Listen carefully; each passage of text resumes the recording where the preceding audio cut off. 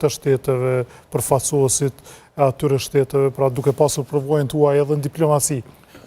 Po, nëse nisem prej premisës që politika e brendshme, domethënë reflekton politikën e jashtme, atëherë çfarë kemi politikën e brendshme ashtu të jashtme. Unë për këto vitet qeverisjes Kurti kam përcjell dhe analizuar që Kosova s'ka pas politikë të jashtme.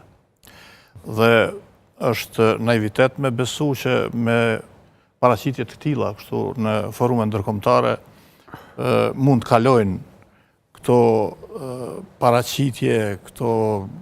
paraqitje kinë se këtu nuk ka korupcion, kinë se këtu luftohet korupcioni, qytetarët janë bashkëpunim me qeverinë antikorupcion, sepse këtu kemi misione ndërkombëtare të cilat raportojnë kancelari vetveta.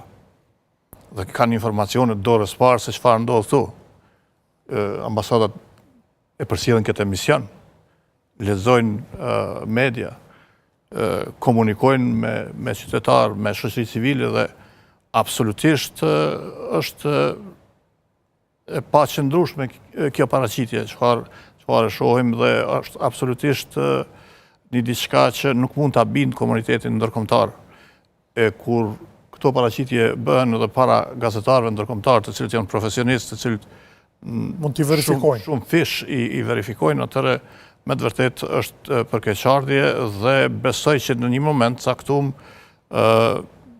kjo politikë kësaj do të ndëshkohet sikurse edhe në vende tjera të rajonit ton, kemi parë rastin e Kroacisë, kemi parë raste edhe në vende tjera se si janë ndëshku politikajt të cilët, domethënë, kanë qenë pjesë e një ta quajmë një organizimi, ta shpequjmë kështu të përbashkët korruptiv, çfarë ka kjo qeveri. Është organizimi përbashkët korruptiv, po e quaj. Po, absolutisht është një organizimi përbashkët korruptiv, është një grup i vogël i këtyre të cilët janë quajtur për këtë një vit qeverinë në detyrë, sepse e dim që ka sfidu gjykata supreme dhe këta nuk e di se si kanë qenë qeveri, mund ka habit pak edhe opozita se si e kanë pranu këtë si qeveri dhe nuk e kanë sfidu në format ndryshme për të mos e pranuar si të tillë.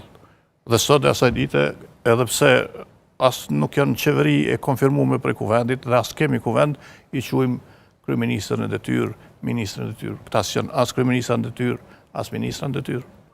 Këta janë njerëz të cilët kanë fituar zgjedhjet dhe tash pritet që të themelojnë qeverinë.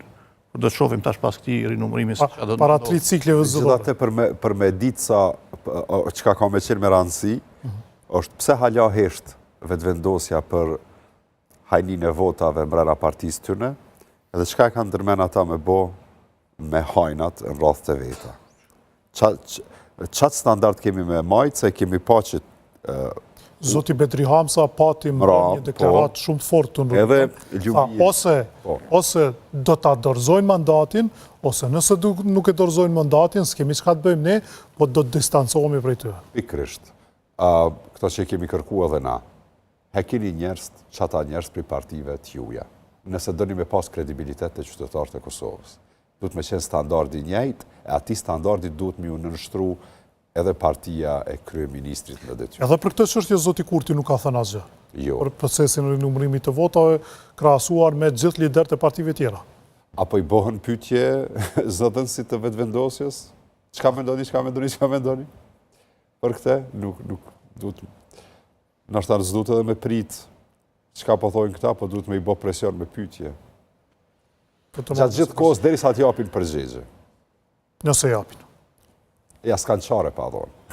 Zotë Sidiu, ju keni pasur sot një shkrim ku keni folur për Davosin dhe atë se cilat janë 5 fakte si pas jush të cilat zhbëjnë propagandën.